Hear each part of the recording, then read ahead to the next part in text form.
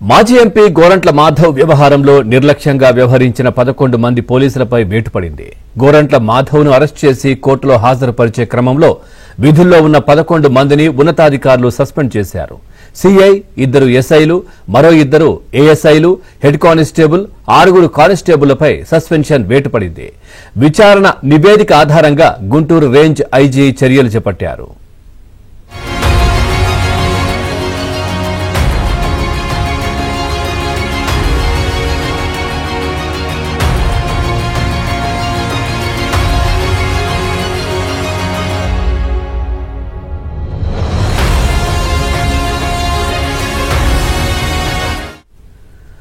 మాజీ ఎంపీ గోరంట్ల మాధవ్ వ్యవహారంలో నిర్లక్ష్యంగా వ్యవహరించిన 11 మంది పోలీసులపై వేటు పడింది. గోరంట్ల మాధవ్ను అరెస్ట్ చేసి కోర్టులో హాజరుపరిచే క్రమంలో విధుల్లో ఉన్న 11 మందిని ఉన్నతాధికారులు సస్పెండ్ చేశారు. సీఐ, 2 ఎస్ఐలు, మరో 2 ఏఎస్ఐలు, హెడ్ కానిస్టేబుల్, 6 కానిస్టేబుళ్లపై సస్పెన్షన్ వేటు పడింది. విచారణ నివేదిక ఆధారంగా గుంటూరు రేంజ్ ఐజీ చర్యలు చేపట్టారు.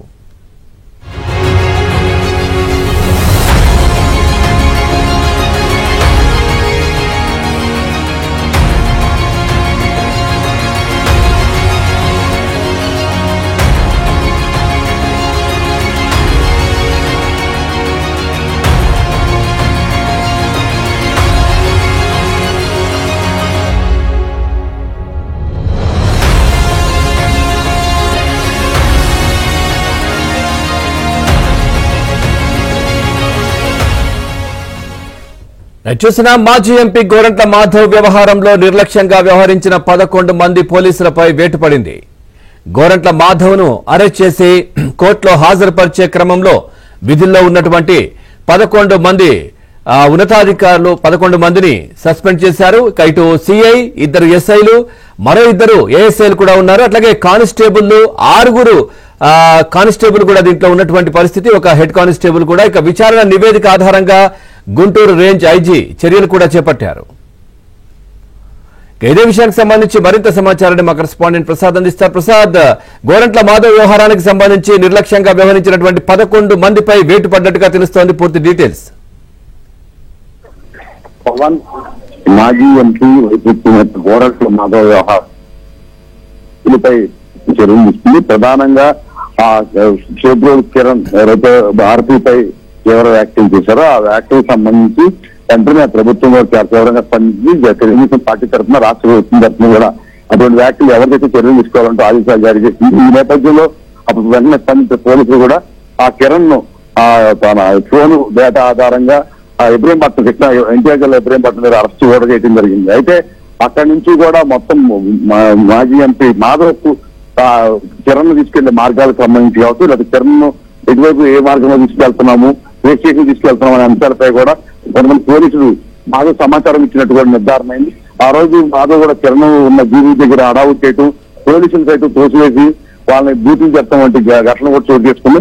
అది దీనికి సంబంధించి తీవ్రంగా పరిగణించిన పోలీసు శాఖ అతను గతంలో సీఐగా పనిచేశాడు, చట్టం తెలిసిన వ్యక్తి కూడా ఒక రౌడీ లాగా కూడా కేసులు నమోదు చేశారు. అయితే ఈ అన్నిటికీ కూడా ప్రధానంగా అతను కిరణ్ వెంబడించడం కావచ్చు, కిరణ్ ఇటు అటు రావడం వెనక ప్రధానంగా ఈ పోలీసులు ఎవరైతే ఉన్నారో వారి నుంచి కీలక సమాచారం ఎప్పటికప్పుడు వారికి ఇవ్వడం వల్లే అతను ఆ వాహనాన్ని వెంబడించి ఎక్కడ అవకాశం ఉంటే అక్కడ దాడి చేసేందుకు యత్నించడం. అంటే ఒక కేసులో ఒక వ్యక్తిని అరెస్ట్ చేసినప్పుడు చాలా గోప్యత పాటిస్తారు పోలీసు శాఖలో. పూర్తిగా ఆధారాలు సేకరించడం, కోర్టులో పెట్టే వరకు కూడా అతను ఎక్కడ బయటపడుతుంది. కానీ ఈ కేసులో మాత్రం కిరణ్ అరెస్ట్ చేసిన దగ్గర నుంచి కూడా వారి అన్ని మార్గాలకు సంబంధించి పూర్తిగా వ్యవహారంపై పోలీసులు కొన్ని సాక్ష్యాలు కూడా సేకరించారు. ఈ విచారణలో కూడా కొంతమంది పోలీసులు మాధవ్ అనుకూలంగా వ్యవహరించడం కూడా నిర్ధారణ అయింది. ఈ పరిస్థితుల నేపథ్యంలోనే మొత్తం 11 మంది పోలీసులు సస్పెండ్ చేయడం కూడా పోలీసు శాఖలో కలవరం సృష్టించింది. ఇందులో ఒక సీఐ, 2 ఎస్ఐలతో పాటు మరో 2 ఏఎస్ఐలు, హెడ్ కానిస్టేబుల్ కూడా ఉన్నారు. అదే మరో 6 కానిస్టేబుల్, మొత్తం 11 మంది సస్పెండ్ చేయడంతో పాటు స్పెషల్ బ్రాంచ్ డిఎస్పీ సీతారామని కూడా బదిలీ చేశారు. అంటే ఇలాంటి సెన్సేషనల్ కేసుగా అయింది. ఆ రోజు ఆ వ్యాఖ్యలకు సంబంధించి చంద్రబాబు తీవ్రంగా స్పందించారు.